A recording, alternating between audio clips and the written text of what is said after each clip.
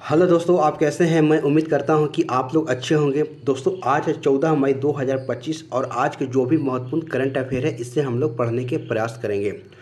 दोस्तों जैसा कि आपको पता है कि 2025 में बहुत सारे एग्ज़ाम्स हो रहे हैं और इन सारे एग्ज़ाम्स के लिए करंट अफेयर का एक सबसे बड़ा रोल होता है जो आपके एग्ज़ाम्स में रिजल्ट को निर्धारित करता है। तो दोस्तों चलिए क्लास को स्टार्ट करते हैं और इसका पहला क्वेश्चन को देखने के प्रयास करेंगे। यदि आपको इसका आंसर पता है तो अपने साथ एक नोट पैड और पेन लेकर बैठ जाएं और अपने आंसर को उसमें लिखते जाएं और आप अंत में यह चेक कर सकते हैं कि आपको इनमें से कितने सारे आंसर सही हुए हैं। अन्यथा दोस्तों आप इसका आंसर हमारे साथ देते चलेंगे। तो चलिए इसका पहला क्वेश्चन को देखते हैं। दोस्तों जैसा कि आपको पता है कि एक दिन पहले जो भी हम लोगों ने करंट अफेयर को पढ़ा है उसे एक बार रिपीट में रिवीजन कर लेते हैं। तो सबसे पहले हम लोग 13 मई 2025 को जो भी हम लोगों ने करंट अफेयर को पढ़ा है उसे हम लोग एक बार तेज़ी से रिवीजन कर लेते हैं। ठीक है, तो चलिए सबसे पहले देखते हैं 13 मई 2025 की करंट अफेयर को। दोस्तों देख सकते हैं कि हाल ही में ब्रह्मोस मिसाइल यूनिट का उद्घाटन कहाँ किया गया। ठीक है, देख सकते हैं कि where has the BrahMos missile unit been inaugurated recently. ठीक है, तो देख सकते हैं ऑप्शन है कहाँ पर, लखनऊ में किया गया। ठीक है, तो इसे आप याद रखेंगे। उसके बाद आगे देखेंगे। ठीक है, कि हाल ही में निपा वायरस, ठीक है, बातें करिएगा हाल ही में किस राज्य में निपा वायरस का प्रकोप देखा गया। ठीक है, तो which state has recently witnessed and outbreak of the Nipah virus, कहाँ पर, तो इसे केरल में देखा गया। उसके बाद देखिए स्मार्ट जल आपूर्ति और कनेक्शन पहल किस शहर में शुरू की गई। ठीक है, देख सकते हैं कि smart water supply and connection initiative has been launched in which city. ठीक है, तो कहाँ पर, तो बेंगलुरु में किया गया। ठीक है, आगे है कि भारत बौद्ध केंद्र का उद्घाटन कहाँ किया। ठीक है, भारत बौद्ध केंद्र का उद्घाटन कहाँ किया, तो वेयर हैज़ द भारत बौद्ध केंद्र बिन इनोग्रेटेड। ठीक है, कहाँ पर, तो इसे नई दिल्ली में किया गया है। ठीक है, इस बात को ध्यान में आप रखेंगे। दोस्तों आगे देखेंगे। ठीक है, कि हाल ही में भारतीय सेना को किस मिसाइल का नया बैच मिला है। ठीक है, देख सकते हैं recently the Indian army has receive a new batch of which missile. ठीक है, तो क्या नाम है, ईगला एस है। ठीक है, इसे ध्यान रखेंगे। हाल ही में कौन सा देश यूनेस्को से अलग हो गया। ठीक है, देख सकते हैं कि विच कंट्री हैज़ रिसेंटली, ठीक है, ठीक है, सेपरेटेड फ्रॉम द यूनेस्को। ठीक है, तो कौन सा देश है, निकारागुआ। ठीक है, इसे आप ध्यान रखेंगे। उसके बाद आगे देख सकते हैं। ठीक है, कि उत्तर प्रदेश सरकार ने यूपी एग्रिस और एआई प्रज्ञा नामक दो पहले किसके सहयोग से शुरू की है। ठीक है, देख सकते हैं the Uttar Pradesh government has launch two initiative named UP AGRIS और यूपी प्रज्ञा। ठीक है, विथ द सपोर्ट ऑफ किसके सपोर्ट से, तो विश्व बैंक के सपोर्ट से किया है। ठीक है, उसके बाद हाल ही में कौन सी विधानसभा पूरी तरीके से सौर ऊर्जा से चलने वाली देश की पहली विधानसभा बन जाएगी। ठीक है, देख सकते हैं recently which assembly will become the country first assembly to run completely on solar energy. ठीक है, तो कौन सा विधानसभा, तो दिल्ली विधानसभा। ठीक है, तो इसे आप ध्यान में रखेंगे।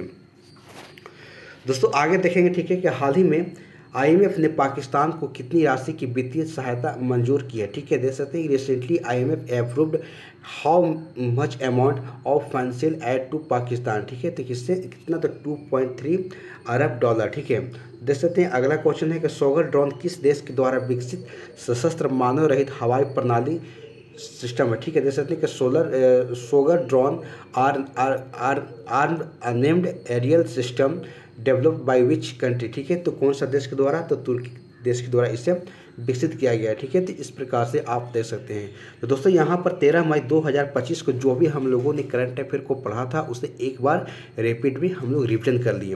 तो चलिए आगे हम लोग से 14 मई 2025 की करंट अफेयर को देखते हैं। तो दोस्तों यहाँ पर देख सकते हैं कि 14 मई 2025 कि जो भी करंट अफेयर है यहाँ से हम देखने के प्रयास करेंगे और यदि आपको इसका आंसर पता है तो अपने साथ एक नोट पैड और पेन लेकर बैठ जाएं और अपने आंसर को उसमें लिखते जाएं। तो चलिए पहला क्वेश्चन को देखते हैं। तो दोस्तों देख सकते हैं कि किस भारतीय क्रिकेटर ने टेस्ट क्रिकेट से संन्यास की घोषणा की है। ठीक है, देख सकते हैं कि which Indian cricketer has announce his retirement from test cricket. ठीक है, तो ऑप्शन है हार्दिक पांड्या है और यंजकिया रहाणे हैं। ठीक है, और उसके बाद ऋषभ पंत हैं और विराट कोहली है। तो आप इसका आंसर बताने का प्रयास करेंगे। तो देखिए दोस्तों यहाँ पर बात है भारतीय क्रिकेटर की। ठीक है, जो टेस्ट क्रिकेट से संन्यास लेने की घोषणा की है तो कौन है, तो विराट कोहली है। ठीक है, इस बात को आपको ध्यान में रखना है। ठीक है, तो चलिए और की पॉइंट के माध्यम से देखते हैं।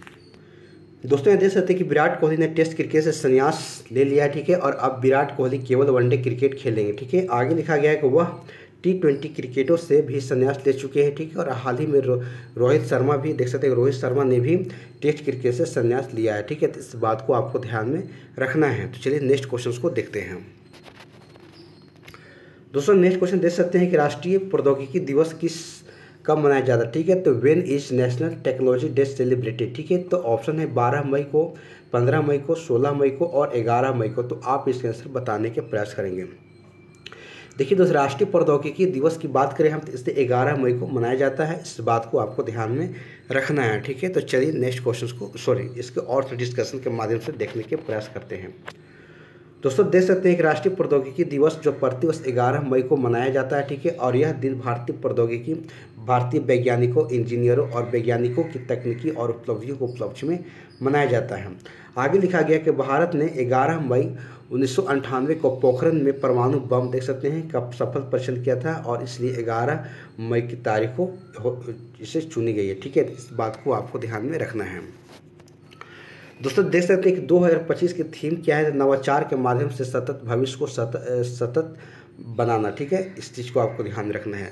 दोस्तों यहाँ पर मई महीने के कुछ महत्वपूर्ण करंट अफेयर आप देख सकते हैं जो कि दिन दिवस है, यहाँ पर देखने के प्रयास करेंगे। देख सकते हैं कि 7 मई को विश्व आस्थमा दिवस मनाया जाता है, 16 मई को सशस्त्र सेना दिवस मनाया जाता है, 1 मई को अंतर्राष्ट्रीय मजदूर दिवस मनाया जाता है, 3 मई को विश्व जो कि प्रेस स्वतंत्रता दिवस मनाया जाता है, और 17 मई को विश्व दूरसंचार दिवस मनाया जाता है, और 21 मई को राष्ट्रीय आतंकवाद विरोधी दिवस मनाया जाता है। उसी प्रकार से 29 मई की बात करें तो संयुक्त राष्ट्र शांति और सैनिकों का अंतर्राष्ट्रीय दिवस मनाया जाता है। दोस्तों और एक इम्पॉर्टेंट है कि 31 मई को विश्व तंबाकू निषेध दिवस मनाया जाता है। दोस्तों एक काफ़ी इम्पोर्टेंट आपके लिए जो मई महीने के जो दिवस है इसे आप याद कर लेंगे, जो आपके एग्जाम्स के पॉइंट ऑफ व्यू से इम्पोर्टेंट है। चलिए नेक्स्ट क्वेश्चन को देखते हैं हम। दोस्तों देख सकते हैं नेक्स्ट क्वेश्चन, लोक लेखा समिति PSC की अध्यक्ष कौन बने, ठीक है। तो who has become the chairman of public account committee PSC, ठीक है। तो ऑप्शन है सबित पात्रा है, राहुल गांधी है, KC वेणुगोपालन है और मल्लिकार्जुन खड़गे है। तो आप इसका आंसर बताने के प्रयास करेंगे। तो देखिए दोस्तों लोक लेखा समिति PSC की अध्यक्ष जो बनाया गया है KC वेणुगोपालन को बनाया गया, ठीक है। तो इस बात को आपको ध्यान में रखना है। तो चलिए थोड़ा की पॉइंट के माध्यम से और हम लोग डिस्कशन करते हैं। दोस्तों देख सकते हैं कि भारतीय राष्ट्रीय कांग्रेस जो कि INC पार्टी के नेता हैं KC वेणुगोपालन, ठीक है। वेणुगोपालन को लोकसभा अध्यक्ष ओम बिरला के द्वारा भारत की संसद की लोक लेखा समिति PSC के अध्यक्ष के रूप में फिर से नियुक्त किया गया, ठीक है। इसे देख सकते हैं और इनका कार्यकाल अप्रैल 2026 तक जारी रहेगा। दोस्तों यहाँ पर PSC की बातें हो रही, ठीक है, पब्लिक अकाउंट कमेटी के, तो इसके बारे में थोड़ा सा हम लोग सब जानने के प्रयास करेंगे। देख सकते हैं ठीक लोक लेखा समिति जो कि संसदीय समिति है जिसकी स्थापना की बात करें तो 1921 में की गई थी, और सदस्यों की कार्यकाल की बात करें हम तो 1 वर्ष का होता है।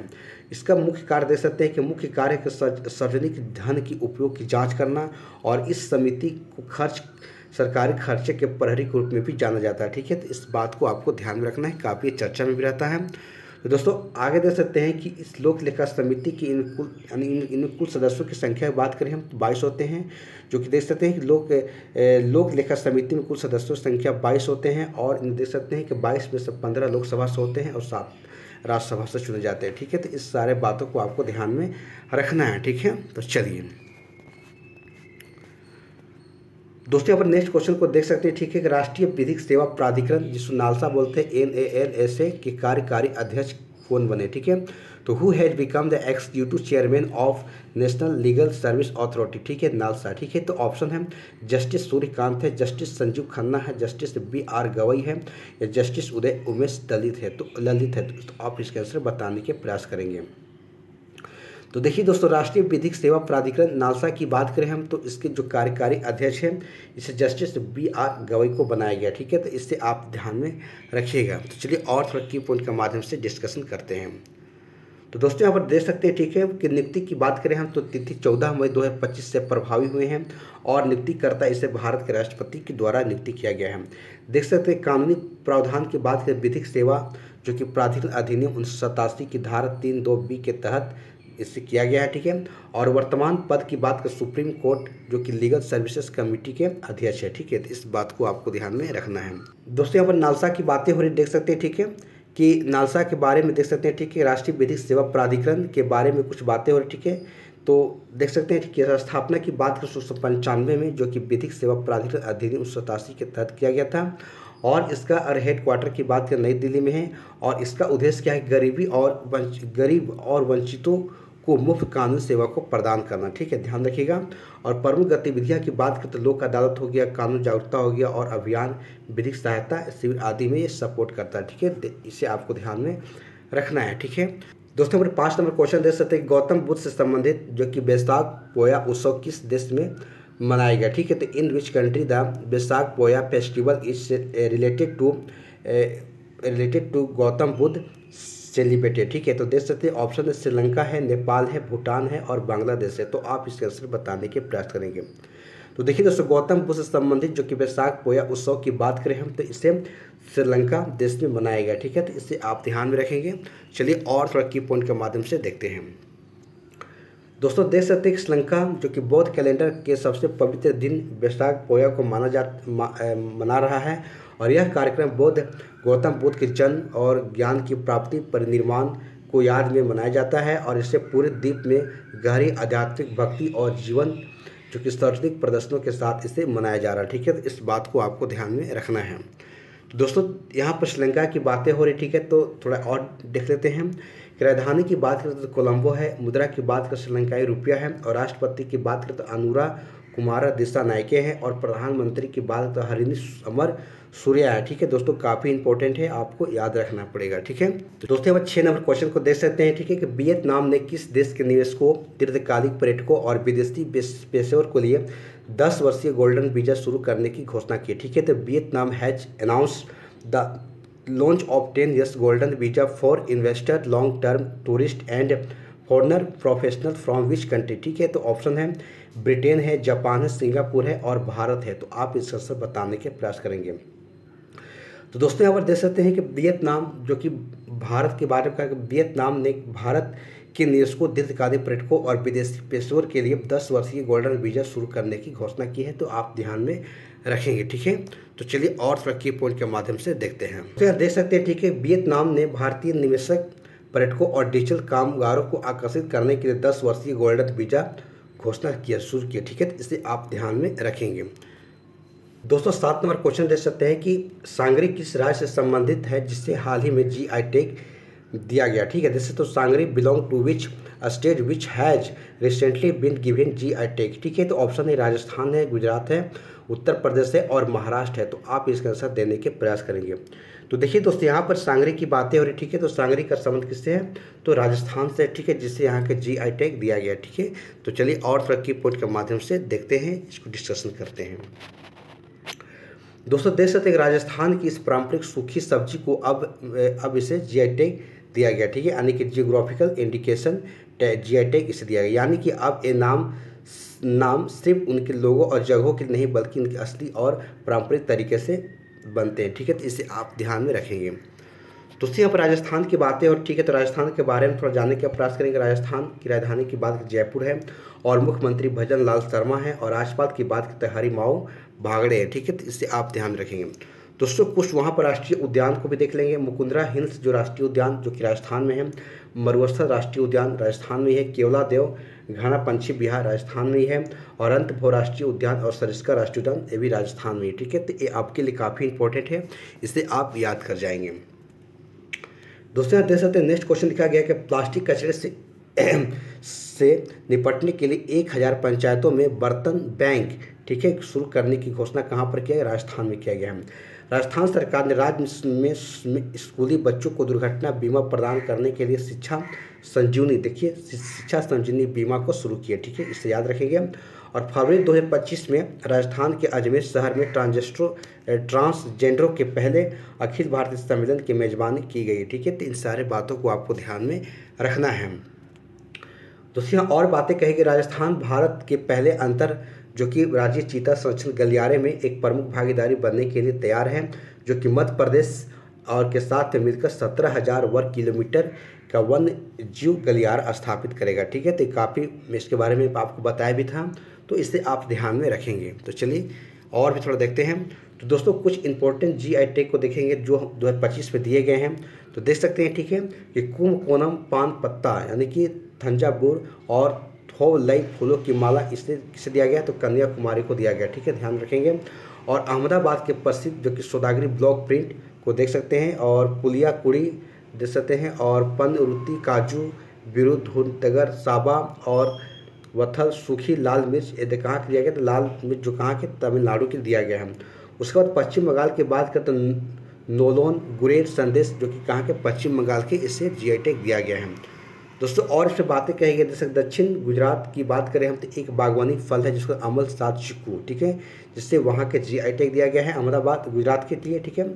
और बिलो बैट की बात करें तो जम्मू कश्मीर को जीआई टैग दिया गया है, और रिडिया खासी और हैंडलूम के नाम से जाना जाता है, ठीक है।